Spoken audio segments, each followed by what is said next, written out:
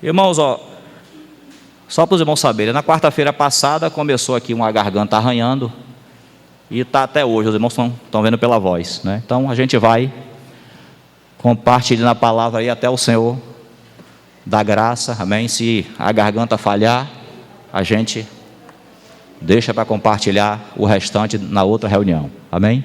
Mas enquanto isso, vamos tocando aqui com a ajuda do Senhor. Por favor, Salmo 78.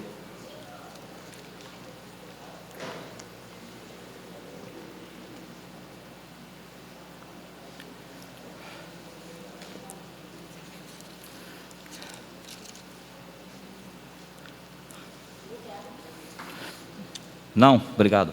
Tá tranquilo. Estou com um sprayzinho aqui. Obrigado.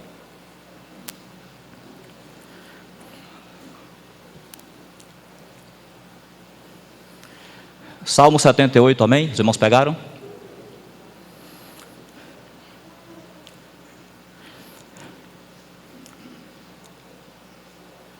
Irmãos, se eu perguntasse aos irmãos aqui, onde começa esse salmo? Onde começa? Provavelmente uma parte de irmãos ia dizer que o salmo começa com a palavra: escutai, povo meu, a minha lei, não é assim? Uma parte dos irmãos ia dizer, o versículo 1 é: escutai, povo meu, a minha lei, prestai ouvidos às palavras da minha boca. Só que nós sabemos que o livro de Salmos é o livro de cânticos do povo de Israel. O salmo começa com as palavras Salmo didático de Asaf. É assim que começa o salmo. Não é o título. Esse título que está em negrito na sua Bíblia, na minha diz assim: a providência divina na história do seu povo. Na sua pode ter diferente. Esse título foi colocado pela Sociedade Bíblica, que imprimiu a Bíblia. Mas o título que vem embaixo aí, Salmo didático de Asaf, ele está no original, está no inário, está no livro de Salmos do povo de Israel. Então o salmo começa assim: Salmo didático de Asaf, ou masquil de Asaf, mostrando, já dando o direcionamento do que o Senhor vai falar para nós nesse salmo. Então começa assim: Salmo didático de Asaf, verso 1: escutai, povo meu, a minha lei, prestai ouvidos às palavras da minha boca. Abrirei os lábios em parábolas e publicarei enigmas dos tempos antigos. O que ouvimos e aprendemos, o que nos contaram nossos pais, não o encobriremos a seus filhos. Contaremos à vindoura geração os louvores do Senhor e o seu poder e as maravilhas que fez. Ele estabeleceu um testemunho em Jacó e instituiu uma lei em Israel. E ordenou a nossos pais que os transmitissem a seus filhos, a fim de que a nova geração os conhecesse, filhos que ainda hão de nascer, se levantassem e por sua vez os referissem aos seus descendentes, para que pusessem em Deus a sua confiança e não se esquecessem dos feitos de Deus, mas lhe observassem os mandamentos, e que não fossem como seus pais, geração obstinada e rebelde, geração de coração inconstante e cujo espírito não foi fiel a Deus. Os filhos de Efraim, embora armados de arco, bateram em retirada no dia do combate. Não guardaram a aliança de Deus, não quiseram andar na sua lei, esqueceram-se das suas obras e das maravilhas que lhes mostrara. Vou ler com os irmãos até aí, o verso 11. Amém? Até o verso 11.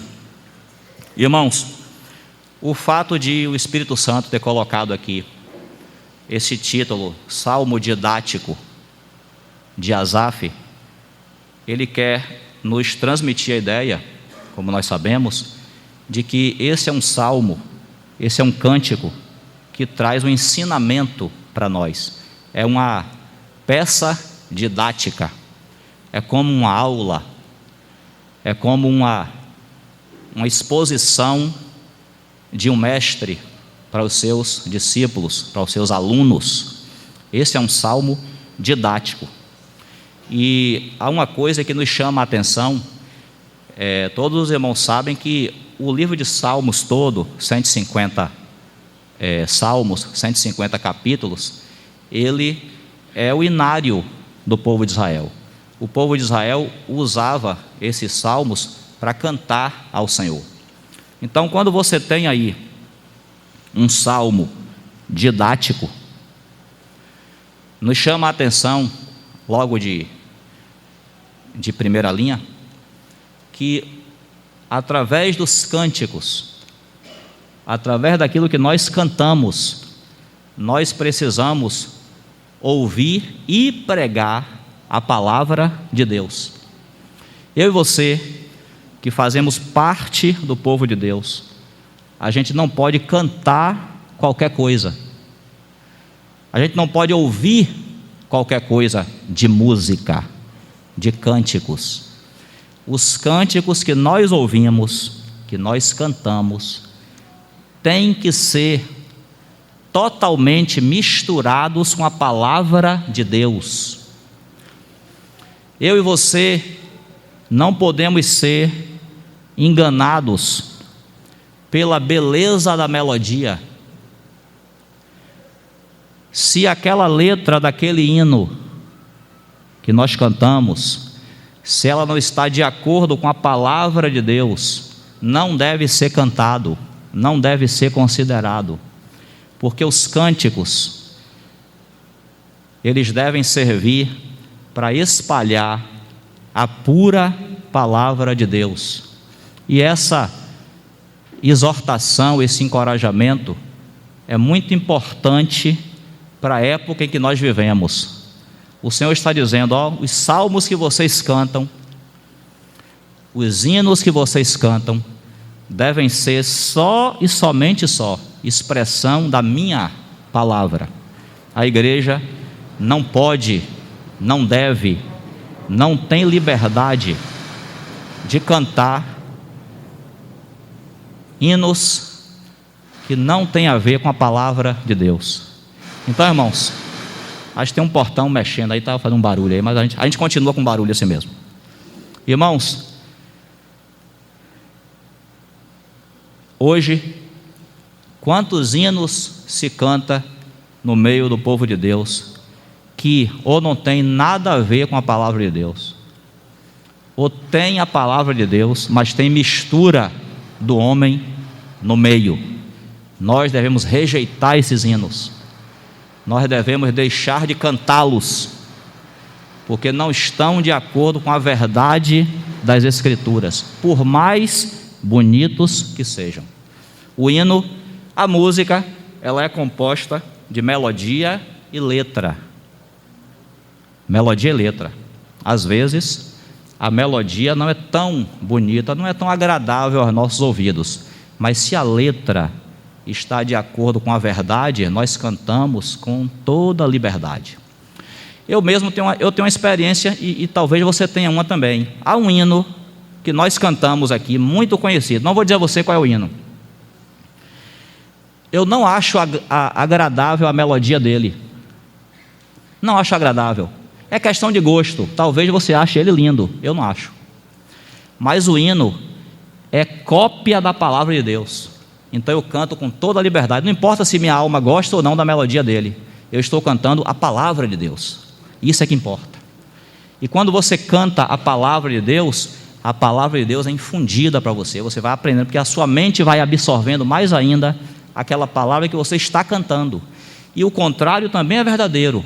Se você canta coisas fora da palavra de Deus, às vezes contrárias à palavra de Deus, aquilo também entra em você, se constitui em você. Então, sempre nós estamos batendo na tecla aqui com os irmãos, e hoje não é diferente. Tome cuidado com o que você ouve, que tem roupagem de cristão. Eu não vou nem dizer músicas do mundo, porque músicas do mundo você e eu não devemos ouvir. As músicas produzidas por esse mundo não tem nada para nos ensinar. Eu estou falando de músicas, de hinos que se dizem cristãos, que se dizem evangélicos. Dentre esses aí, Se você ouve durante a semana rádio, se você tem mídia em casa, CDs em casa, coloque, irmãos, o filtro que você tem e eu tenho, o filtro do Espírito Santo. Seja criterioso com o que você escuta, porque tem muita coisa vestida de gospel, vestida de cristã, que na verdade está cantando coisas, está semeando coisas fora da palavra de Deus. Então o modelo que nós temos é isso aqui, um salmo didático, os hinos que o Senhor inspirou, que o Espírito Santo inspirou os salmistas para cantarem no meio do povo de Israel, e esses hinos são expressão da palavra de Deus. Aí isso aí edifica. Quantas vezes, se eu fosse perguntar aqui, a gente não ia sair daqui hoje, de tanta experiência que ia ter aqui contada, se eu fosse perguntar aqui, cada irmão aqui, irmã, as experiências que o Senhor te deu, lá na sua intimidade, ou até aqui no meio da reunião, experiência de você ter ouvido um hino inspirado, e o Senhor ter te falado naquele hino ali. Quantas e quantas experiências já aconteceram e vão continuar acontecendo, porque são hinos inspirados na palavra de Deus. Essa palavra sim nos edifica, nos fala ao coração, nos transforma, vale a pena. O resto, irmão, jogue fora, porque só vai fazer você introduzir em si mesmo verdades, coisas que não estão de acordo com a palavra de Deus. Então bote o filtro do Espírito Santo nos hinos, faça uma verificação de tudo que você ouve durante a semana, todos os cantores, cantoras que você ouve, olhe os hinos que nós cantamos na reunião da igreja, faça o filtro, passe o filtro, para você ter a certeza de que você está cantando a palavra de Deus, você está ouvindo a palavra de Deus e somente ela, naquilo que você escuta, nos hinos que você escuta. E outra, para poder finalizar essa parte, eu não estou falando daquele hino que simplesmente cita um versículo, não, porque existem hinos e pregações que citam até versículos da Bíblia, mas descontextualizam completamente aquela palavra. Isso também é prejudicial. Já que estamos falando de hino, o hino inteiro, não é só citar um versículo, não. O hino inteiro, a música inteira, tem que ser baseada na revelação que está na palavra de Deus. O resto, tome cuidado. Então nós temos aqui, um salmo didático, um salmo que o Espírito Santo inspirou Asaf para escrever, para fazer esse cântico, com uma lição, com uma exposição, com uma aula das Escrituras para nós. E nesse caso aqui, Salmo 78, os irmãos conhecem com certeza. Quem não conhece, pode ler melhor em casa depois. Nesse caso, a aula, a exposição do Espírito Santo, através do salmista, vai passar pela história de Israel. É o Salmo 78. Existem alguns capítulos na Bíblia, o Salmo 78, o Salmo 105, Atos capítulo 7. Existem alguns capítulos na Bíblia onde o Senhor recorda a história do seu povo. Recorda, mostrando para o seu povo o ponto de vista do Senhor sobre o que aconteceu com o povo de Deus. Então, o Salmo 78 é um passeio pela história de Israel, do momento em que ele sai do Egito até a entrada de Canaã. E o Salmo 78, nele o Senhor faz uma exposição dos pecados do seu povo, dos erros de Israel. Às vezes o Senhor faz isso. Por exemplo, Se você for ler o Salmo 105, uma vez falamos aqui sobre ele. Se você for ler o Salmo 105, ele também é o Senhor contando a história de Israel. Mas o Salmo 105 em nenhum momento menciona o pecado do povo de Israel, em nenhum momento. Só mostra do ponto de vista de Deus, o Senhor conduzindo o seu povo, o Senhor tirando desde lá de Gênesis, quando Israel desce para o Egito, Abraão, toda a história, o Senhor conduzindo o seu povo. Então não é mencionado nenhuma vez ali naquele salmo que o povo errou, que o povo pecou, não, só conta a história do lado da condução do Senhor, porque é isso mesmo, é assim também a nossa vida cristã, a nossa vida com o Senhor.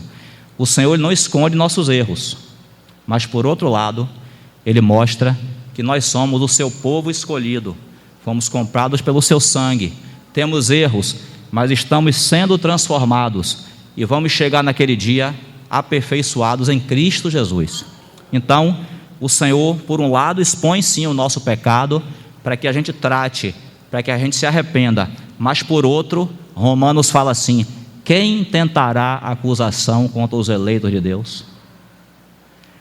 O Senhor chama o universo e diz: quem aí pode falar mal de meu povo? É Deus quem o justifica. Então, não quer dizer que o Senhor é somente aquele que aponta nossos pecados, que joga nossos pecados na cara, de jeito nenhum. Ele aponta sim os nossos erros, os erros do seu povo, com o fim de corrigi-los, com o fim de que a gente se arrependa. Mas por outro lado, Ele é aquele que diz: Israel, eu te amei e eu te remi, você é meu. Somos dele, isso é inequívoco, isso é imutável. Amém? Então, no Salmo 78, o Senhor vai botar o dedo na ferida.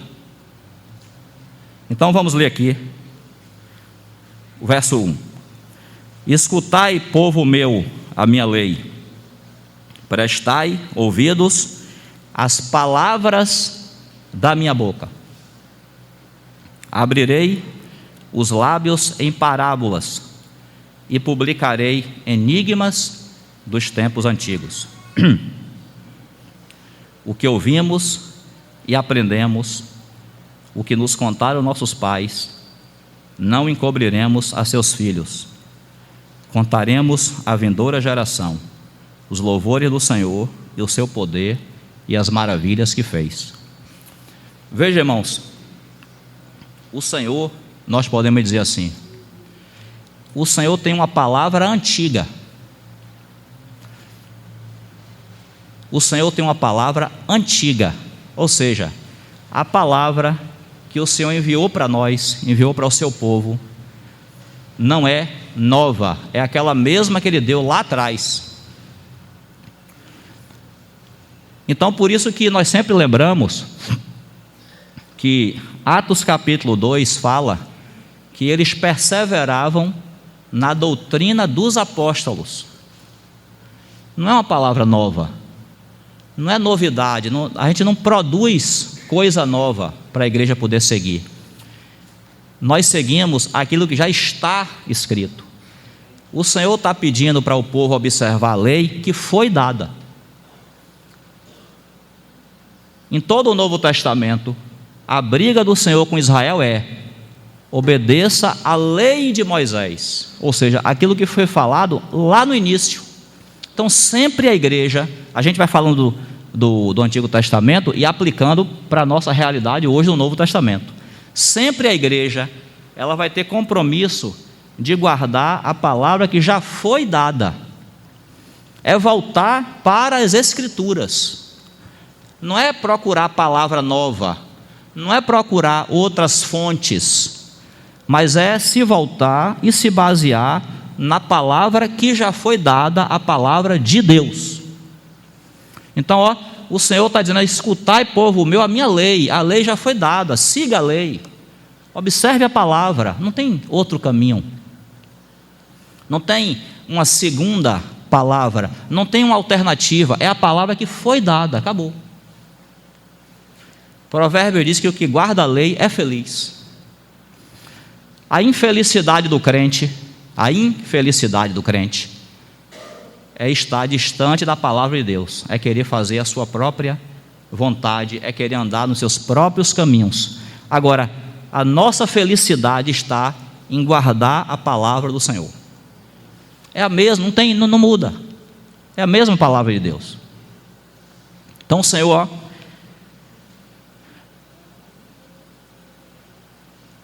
o verso 3: o que ouvimos e aprendemos, o que nos contaram nossos pais.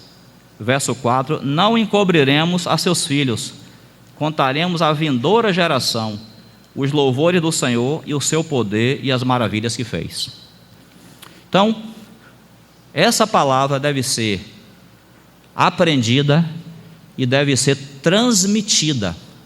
Aqui está falando dos pais transmitirem para os filhos, mas também os irmãos que ministram a palavra, transmitir essas verdades para a igreja, e a igreja pegar essas verdades e transmitir para outros, e assim por diante. Todos nós precisamos transmitir a palavra de Deus.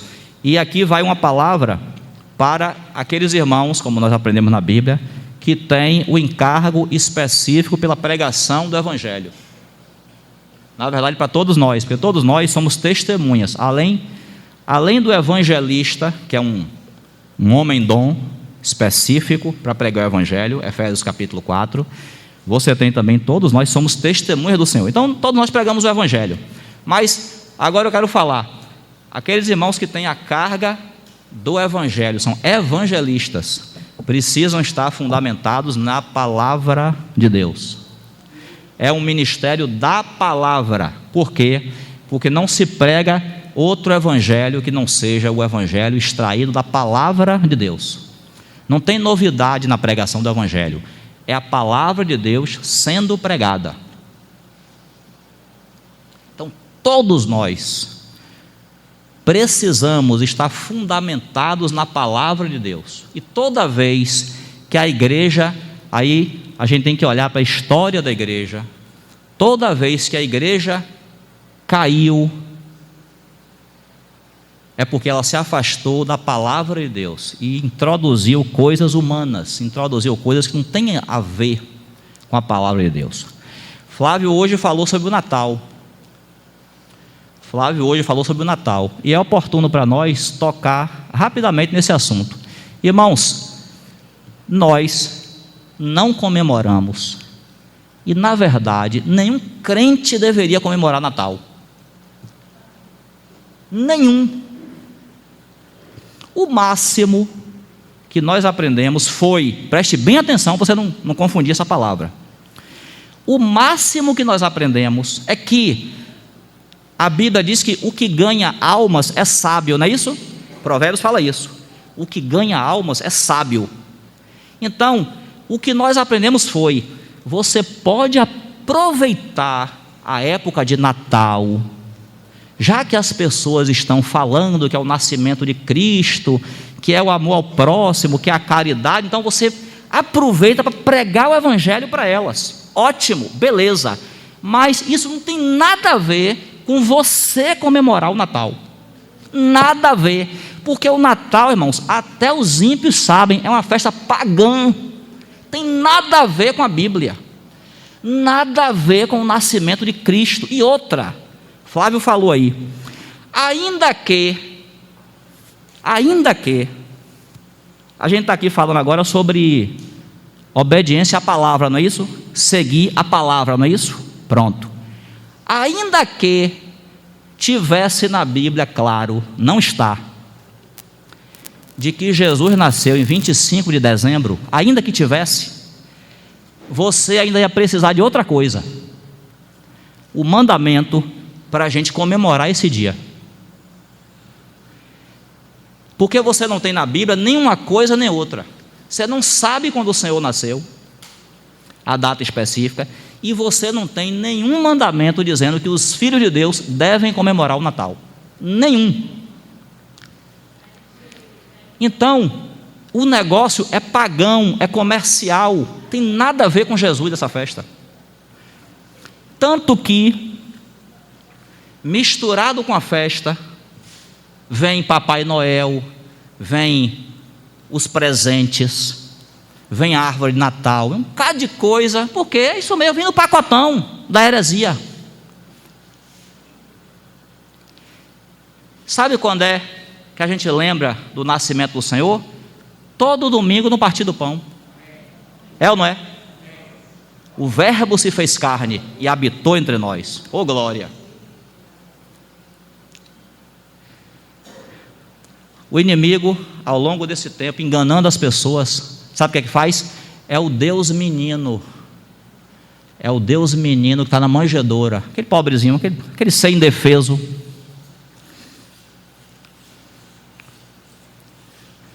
Para nós, irmão, é o leão da tribo de Judá.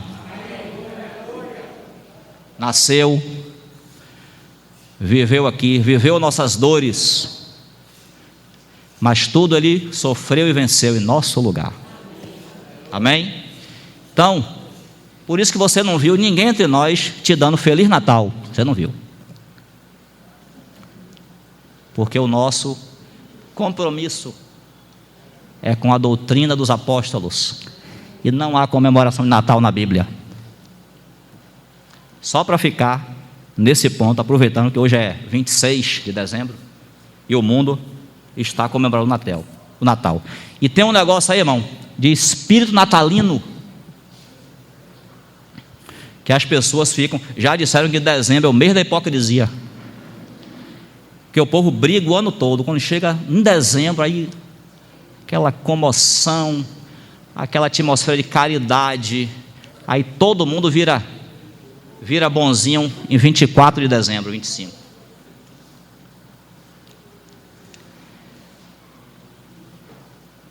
Nosso compromisso é com a palavra de Deus.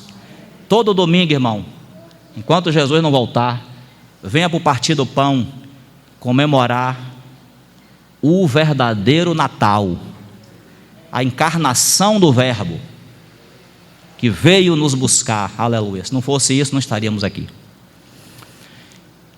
Irmãos, o Senhor, Ele conta a história do seu povo, reconta a história do seu povo, porque Ele deseja que o seu povo considere o que aconteceu na história. Os irmãos lembram de Ageu? Em Ageu, o povo para de edificar a casa. Aí o Senhor levanta Ageu.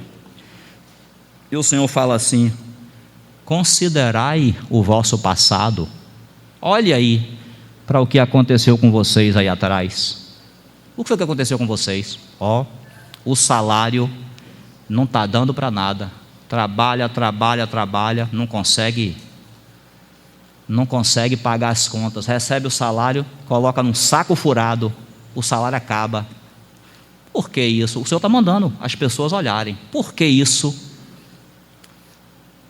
Aí o próprio Senhor responde: é porque vocês estão se preocupando com vocês mesmos e estão deixando a minha casa em ruínas.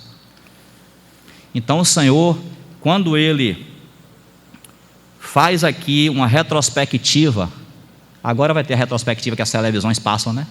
A retrospectiva do ano. Quando o Senhor, no Salmo 78, faz a retrospectiva da história do seu povo, Ele quer que nós olhemos para o que tem acontecido conosco, para ver se não há algo para se arrepender, para ver se não há algo para se consertar. Olhe para o passado. Às vezes o crente vai vivendo, aí ele atropela os princípios, aí ele peca, não conserta, aí ele faz besteira e depois não esquece, e a vida vai passando, ele vai atropelando, e ele não sabe que por causa disso as dificuldades têm vindo para a vida dele, e o Senhor está se colocando como inimigo no caminho dele, é o que Jó falou. E o crente vai passando, vai vivendo a vida, não presta atenção a nada. O Senhor está dizendo assim: olhe para o seu passado, considere o vosso passado. O que é que você tem feito? Por que isso aconteceu com você? Por que a sua vida está assim? Então, o Senhor, Ele faz esse trabalho através do salmista de recontar a sua história, e Ele já começou a chamar a atenção de que havia esse mandamento de que essa palavra deveria ser transmitida, deveria ser aprendida, deveria ser praticada, tudo em torno da palavra de Deus. Nós não vamos continuar hoje, por causa do tempo, ali já são 10 para as 10, mas observem, meus irmãos, a lei, irmãos, a gente, se o Senhor permitir, fala isso mais um pouquinho no domingo que vem. A lei, irmãos, quando a Bíblia se refere a guardar a palavra, não está falando de mandamentos estáticos, comandos, só para você praticar igual a um autômato. Não, nós precisamos ter em conta que a palavra de Deus é o próprio Deus. Quando você entra em contato com essa palavra entra em você e você vive essa palavra te transforma. Essa palavra muda a sua vida. Todo crente, ele passa por 2 lavagens na vida. Uma está lá em Tito, capítulo 3, o lavar regenerador e renovador do Espírito Santo. Você passou por essa lavagem no dia em que você se converteu, nasceu de novo, o Espírito Santo te regenerou, te lavou ali, você estava sujo, eu também, o Senhor nos lavou. Mas Efésios 5 fala que Cristo amou a igreja e a si mesmo se entregou por ela, tendo-a santificado, né?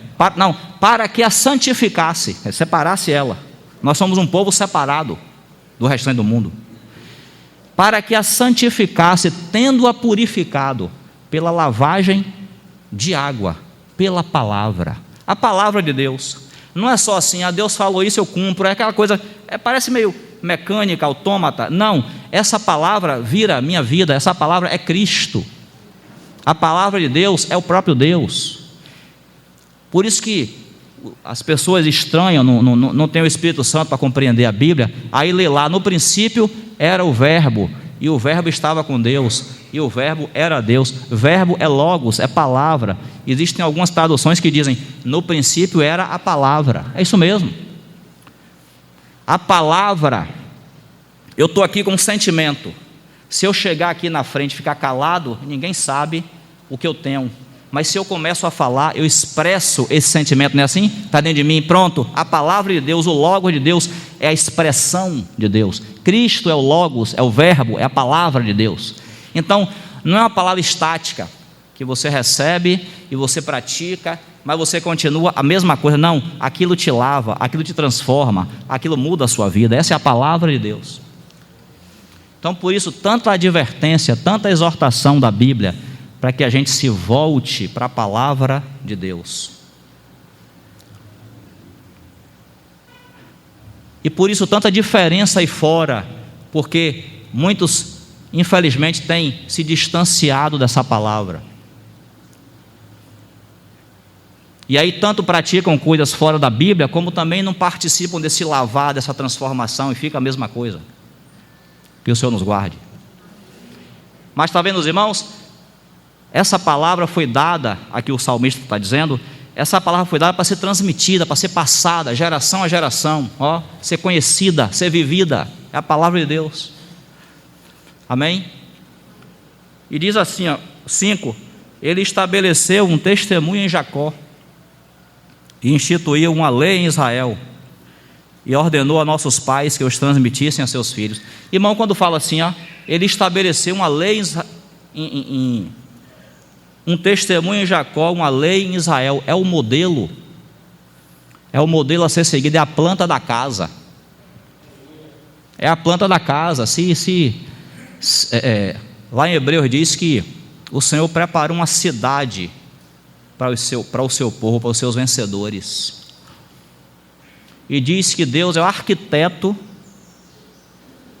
e o edificador dessa cidade. Está vendo? O arquiteto faz o quê? Planeja, correto?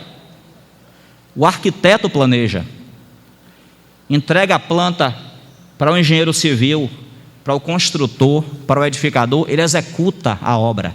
No caso da cidade de Deus, ele é as duas coisas. Ele é o arquiteto e o engenheiro. Ele é o arquiteto e o construtor, o arquiteto e o edificador. Então essa palavra que nós temos é a planta. Não pode sair da planta. Não pode dizer assim, ó, aquela parede ali, vamos fazer mais alta ali, aquela. Não, não pode não. Tem que ser de acordo com a planta. Então quando fala assim, ó, ele estabeleceu um testemunho em Jacó, uma lei em Israel, é porque ele quer que a gente siga aquilo que foi dado, pronto. Seguindo aquilo que foi dado, nós somos felizes. Cumprimos o seu propósito, amém? Vamos orar, irmãos, falta 9:55, a gente encerra por aqui, permitindo o Senhor, a gente dá continuidade depois, amém? Agradecemos, Senhor, por estarmos aqui expostos à Tua Palavra. O Senhor disse que a palavra que o Senhor enviasse não voltaria vazia, antes prosperaria naquilo para o que foi enviada. Nos colocamos diante de Ti, diante daquilo que ouvimos, que o Senhor mesmo trabalhe nos nossos corações, de acordo com a Tua vontade, Senhor. Te agradecemos em nome de Jesus. Amém. Amém, irmãos.